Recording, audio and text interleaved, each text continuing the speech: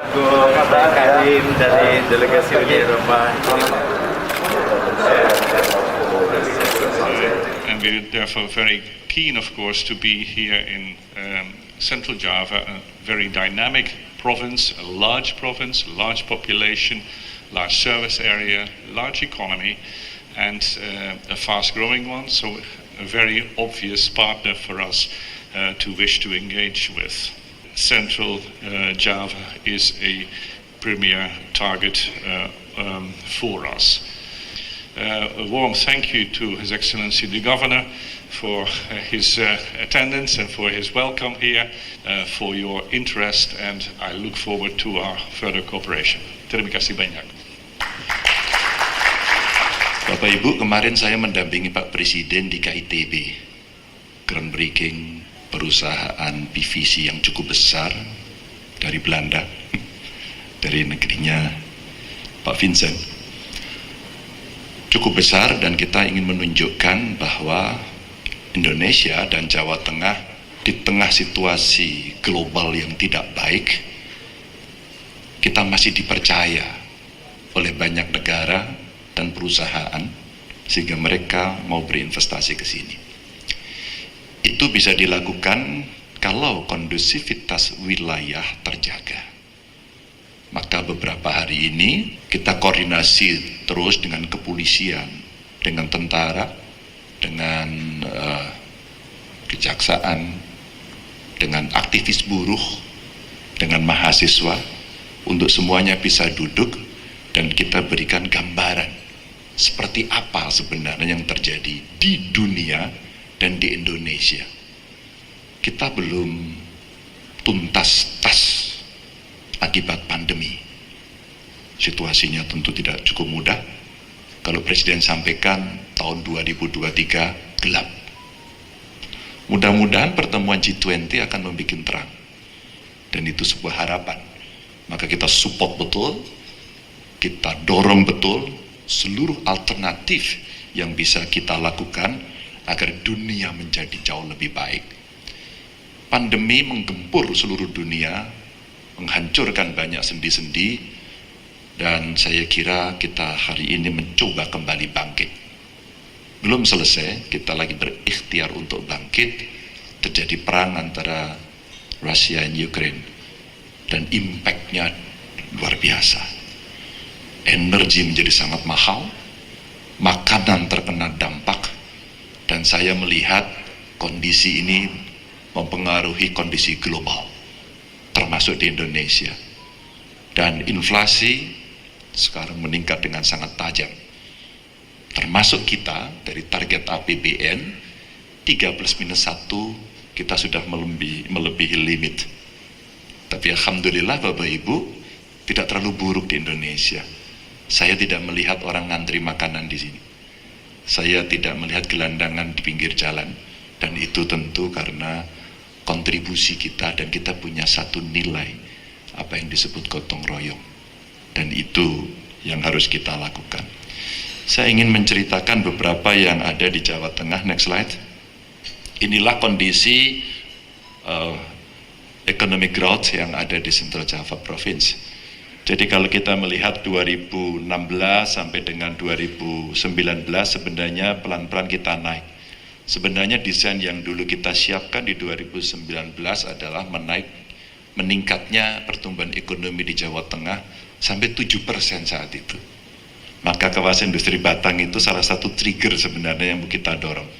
Ada kawasan industri Wijaya Kusuma kita dorong, kawasan industri Kendal kita dorong, dan itu desain yang kita siapkan. Saya bicara dengan pusat, bicara dengan kawan-kawan para bupati, wali kota, agar di tempat masing-masing menyiapkan diri untuk pertumbuhan yang meningkat sampai 7%.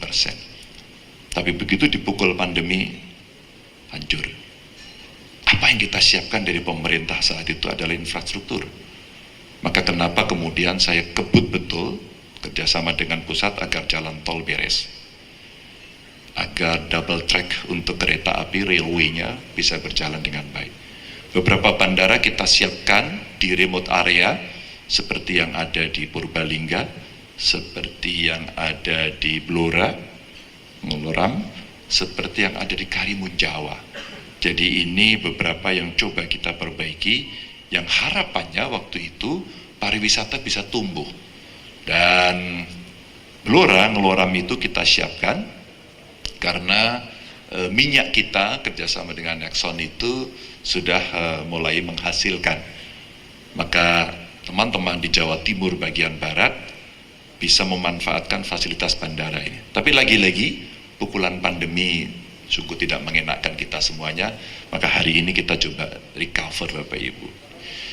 Tidak naik tapi malah turun karena pukulan hampir 2 tahun itu, dan ekonomi di Jawa Tengah pertumbuhannya lumayan buruk dibanding nasional.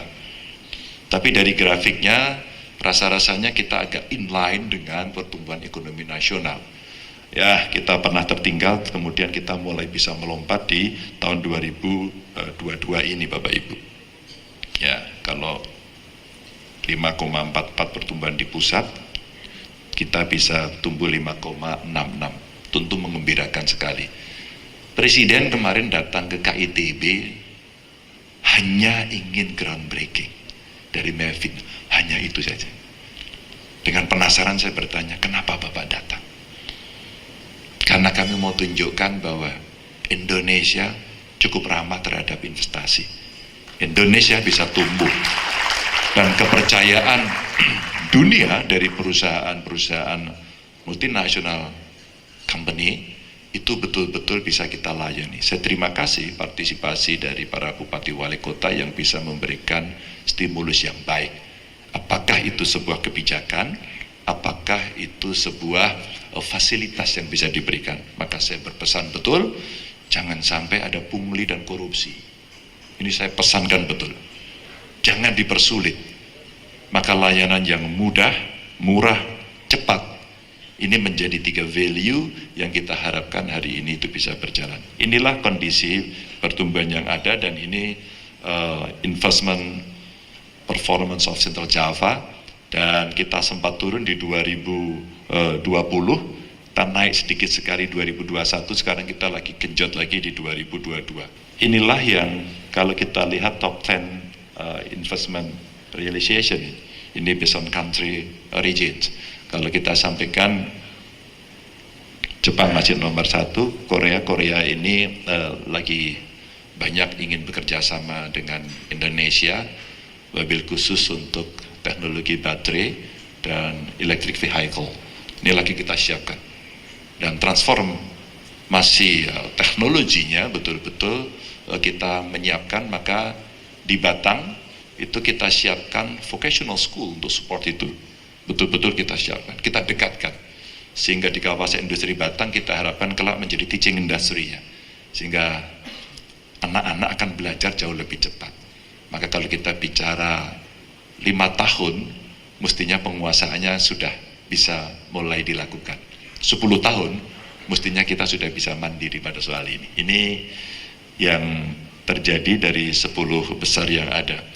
Lalu bagaimana dengan European Union realization investasi yang ada di Indonesia?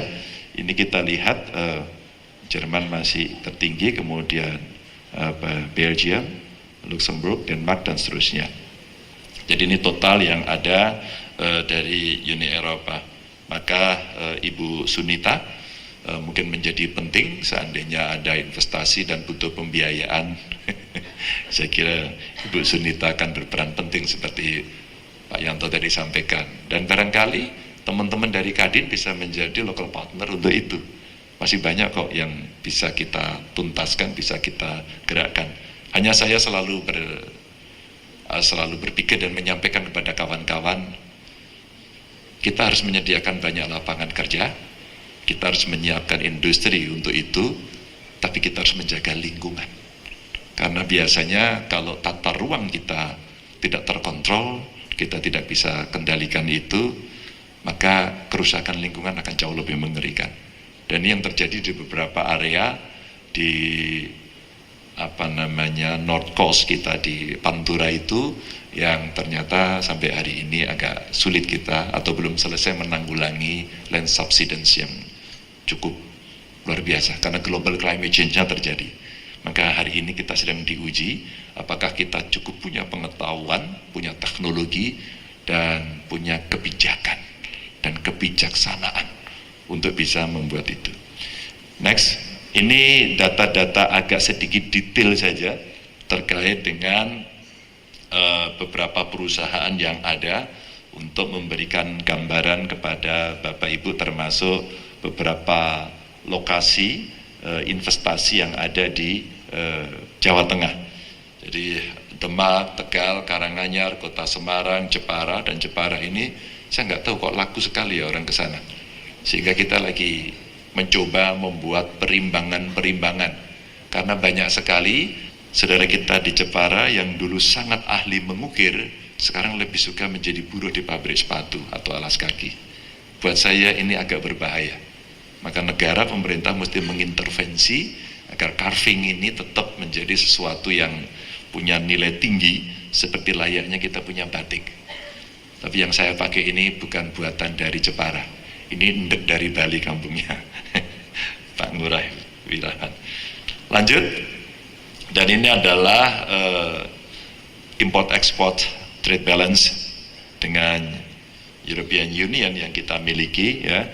Sehingga kalau kita melihat ekspor kita sebenarnya cukup bagus, naik terus-menerus. Terus kemudian impor kita lumayan bisa menurun. Sebenarnya ini pertunjukan saja. Pertunjukan bahwa kita makin perform sebenarnya. Kita makin perform dalam angka global. Next. Dan ini ada 5 besar produk ekspor kita ke Eropa. Jadi yang pertama ada pakaian jadi bukan rajutan, ada alas kaki.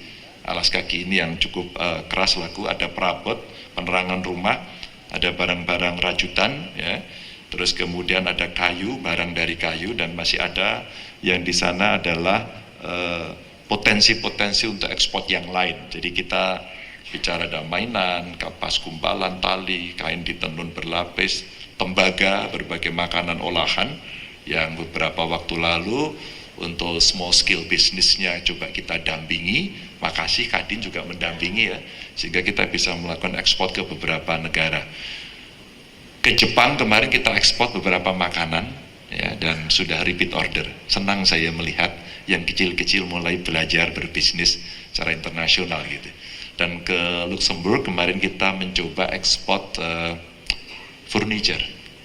Dan kami juga komunikasi dengan beberapa kawan yang jagoan dari Kadin terkait dengan furniture, dan ini menggelinding. Kita bagus sekali ternyata, kepercayaan di Eropa, di Amerika, ya, terkait dengan furniture kita. Kemarin terpending banyak sekali karena pandemi dan mahalnya biaya transportasi kita. Berikutnya Bapak Ibu, ini adalah beberapa kawasan industri yang ada di Jawa Tengah.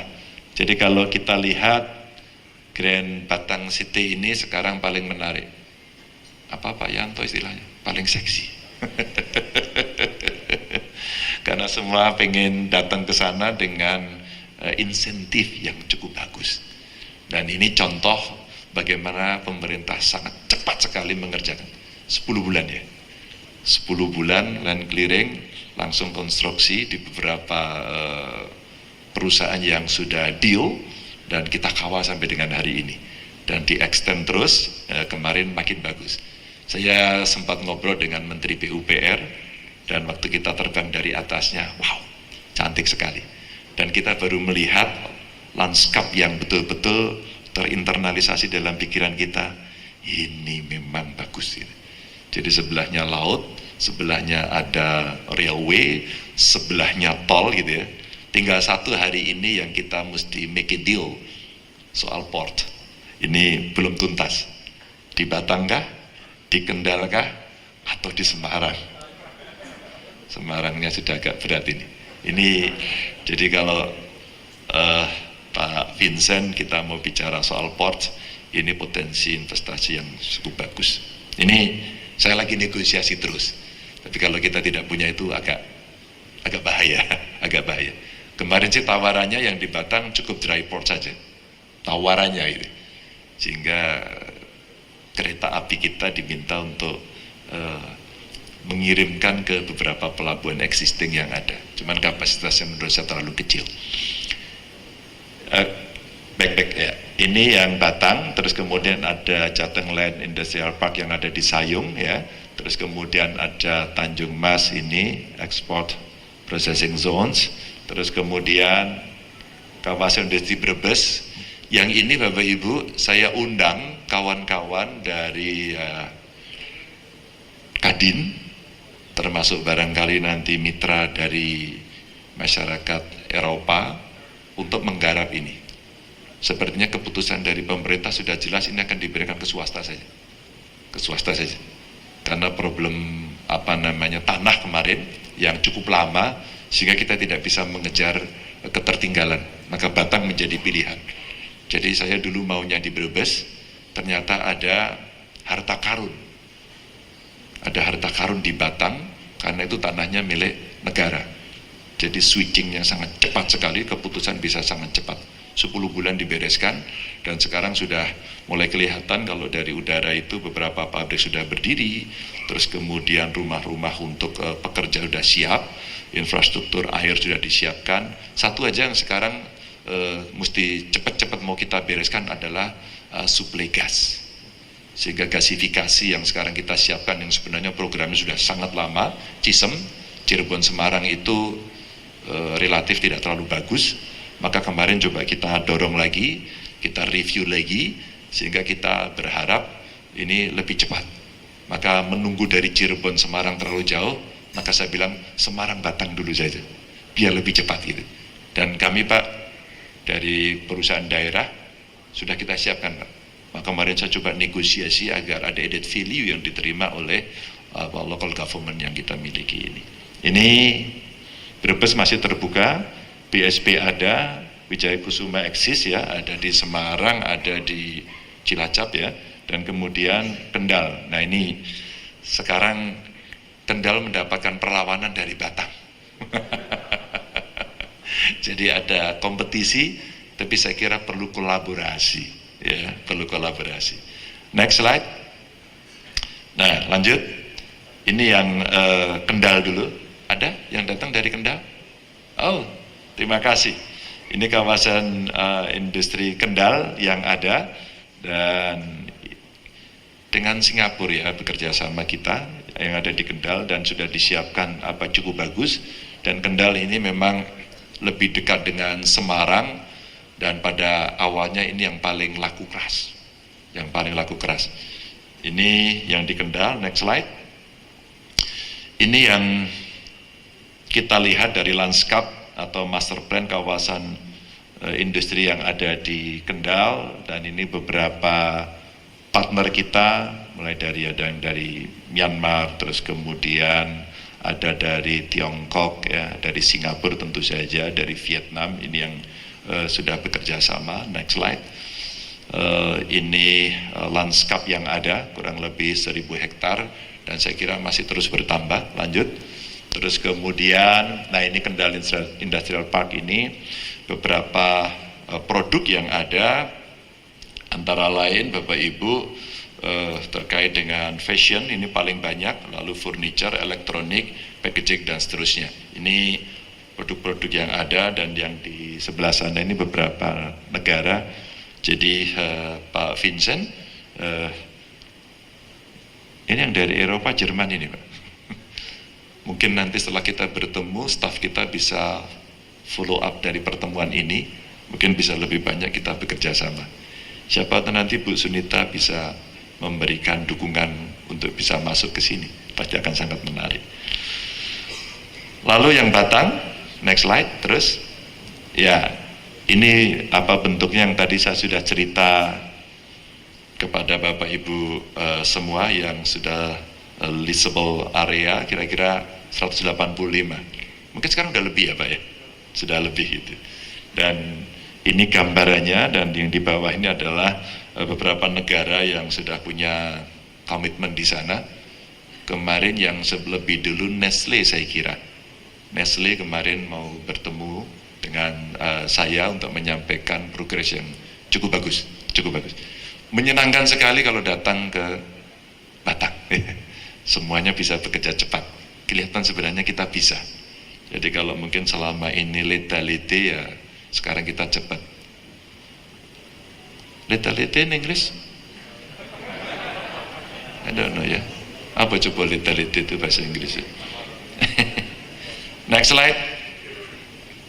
Nah ini beberapa utilities yang ada. Saya kira kalau kita bicara dari electricity oke, gasnya kita sedang siapkan, ICT-nya jalan, wastewater and water treatment-nya sudah siap. Kemarin kita melihat beberapa tempat yang kelihatan banget cukup bagus dengan beberapa instalasi yang sudah siap.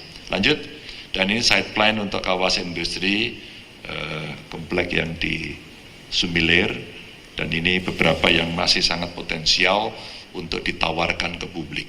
Bapak Ibu, silakan berdiskusi, silakan mencari solusi, dan tentu kita tidak bisa menggunakan cara-cara lama. Harus banyak cara-cara baru yang saling menguntungkan. Sekali lagi, saling menguntungkan. Kita melihat beberapa kondisi negara juga sama-sama tidak baik, maka sekarang mesti win-win solutions.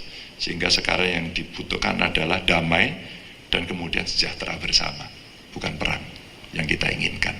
Terima kasih, selamat siang untuk semuanya.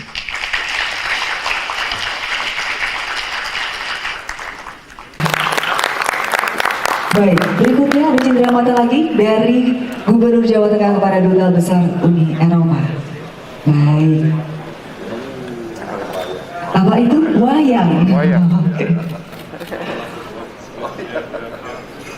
Baik, ini adalah cenderamata dari Gubernur Jawa Tengah kepada Duta Besar Uni Eropa.